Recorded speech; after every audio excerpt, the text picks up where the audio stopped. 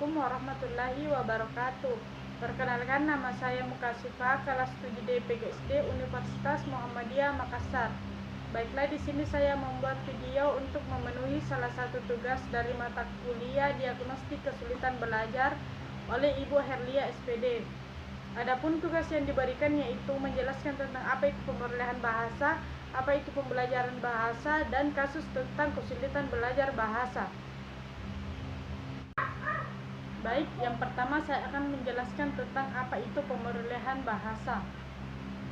Pemerolehan bahasa adalah proses manusia mendapatkan kemampuan untuk menangkap, menghasilkan, dan menggunakan kata untuk pemahaman dan komunikasi. Kapasitas ini melibatkan berbagai kemampuan seperti sintaksis, fonektik, dan kosakata yang luas. Bahasa yang diperoleh bisa berupa vokal seperti pada bahasa lisan atau manual seperti pada bahasa isyarat. Pemerolehan bahasa biasanya merujuk pada pemerolehan bahasa pertama yang mengkaji pemerolehan anak terhadap bahasa ibu mereka, dan bukan pemerolehan bahasa kedua yang mengkaji pemerolehan bahasa tambahan oleh anak-anak atau orang dewasa. Ada juga pendapat yang dikemukakan oleh Kiparsky dalam Taringan 1998 yang menyatakan bahwa pemerolehan bahasa adalah suatu proses yang digunakan oleh anak-anak untuk menyesuaikan serangkaian hipotesis dengan ucapan orang tua sampai dapat memilih kaidah tata bahasa yang paling baik dan paling sederhana dari bahasa yang bersangkutan.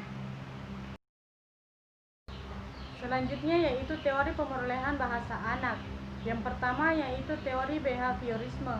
Teori ini menyoroti perilaku kebahasaan yang dapat diamati langsung dan hubungan antara rangsangan atau stimulus dan reaksi atau respon. Perilaku bahasa yang efektif adalah membuat reaksi yang tepat terhadap suatu rangsangan. Yang kedua yaitu teori nativisme Chomsky. Pada teori ini merupakan penganut nativisme. Menurutnya, bahasa hanya dapat dikuasai oleh manusia. Binatang tidak mungkin dapat menguasai bahasa manusia.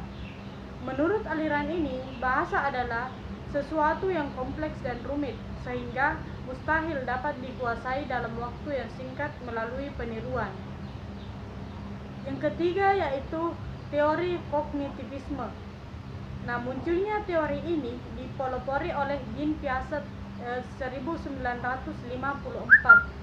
yang menyatakan bahwa bahasa itu adalah salah satu di antara beberapa kemampuan yang berasal dari kematangan kognitif. Jadi, urutan-urutan perkembangan kognitif menentukan urutan perkembangan bahasa. Yang keempat yaitu teori interaksionisme. Teori ini beranggapan bahwa pemerolehan bahasa merupakan hasil interaksi antara kemampuan mental pembelajaran dan lingkungan bahasa. Hal ini dibuktikan oleh berbagai penemuan seperti telah dilakukan oleh Howard Gardner.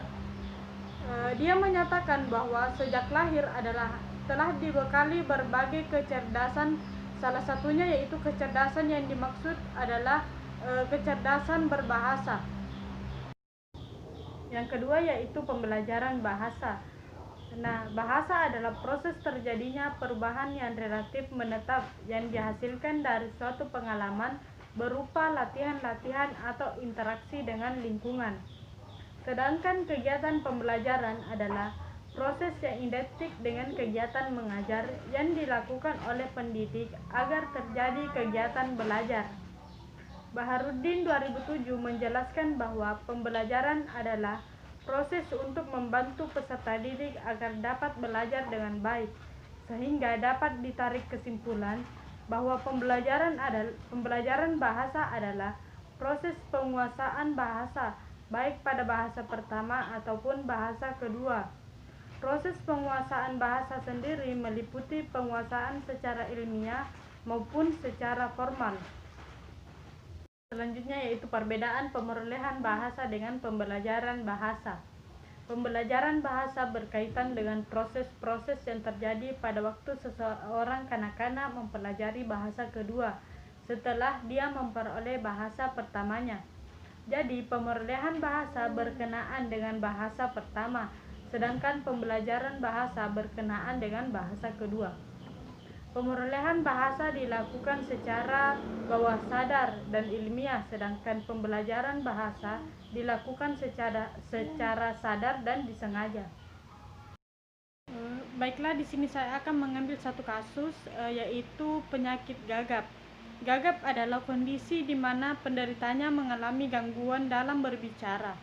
Gagap pada anak biasanya bersifat sementara dan bisa hilang dengan seiring bertambahnya usia. Akan tetapi ada juga anak yang mengalami gagap hingga usia dewasa. Penyebab seorang anak menjadi gagap masih belum diketahui secara pasti. Namun, gagap pada anak diperkirakan terjadi karena beragam faktor, seperti faktor keturunan.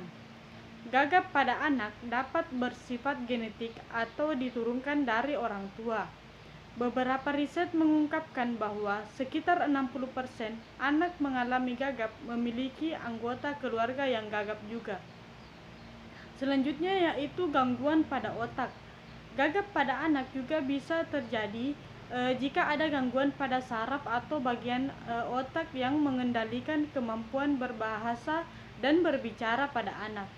Selain gagap, gangguan ini juga bisa membuat anak menjadi cadel hingga tidak mampu berbicara.